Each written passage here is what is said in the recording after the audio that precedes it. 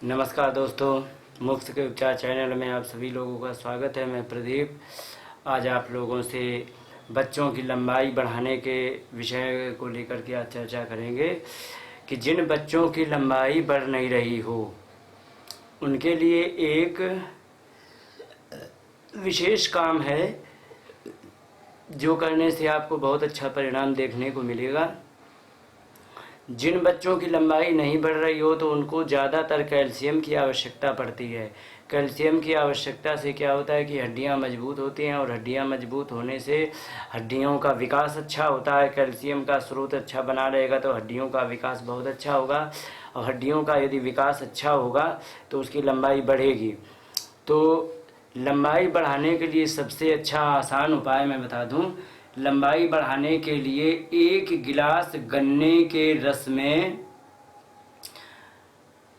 अगर जो बच्चा 18 साल का है, 16 साल का है तो 1 गिलास गन्ने के रस में और 1 गेहूं के दाने के बराबर चूना को लेना है।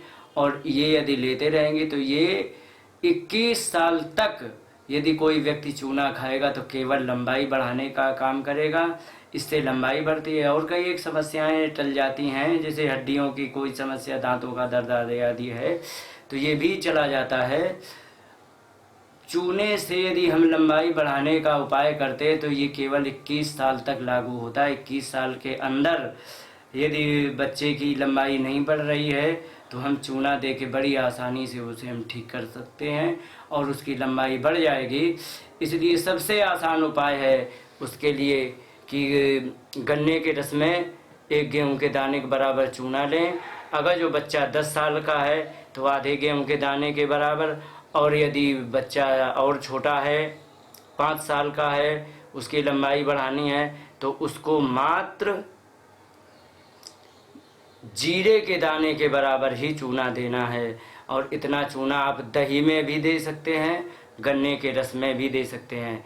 यदि दही में देते हैं तो उसमें भी कैल्शियम है और चूने में कैल्शियम है और अच्छा परिणाम है। और अगर जो गन्ने के रस में देते तो उसमें भी कैल्शियम है, तो इन दोनों में अच्छा परिणाम मिलेगा और कई एक बीमारियों से बच्चा कभी पीड़ित नहीं होगा। जैसे पीलिया वगैरह होने की आशंका होती है वो कभी नहीं होगी।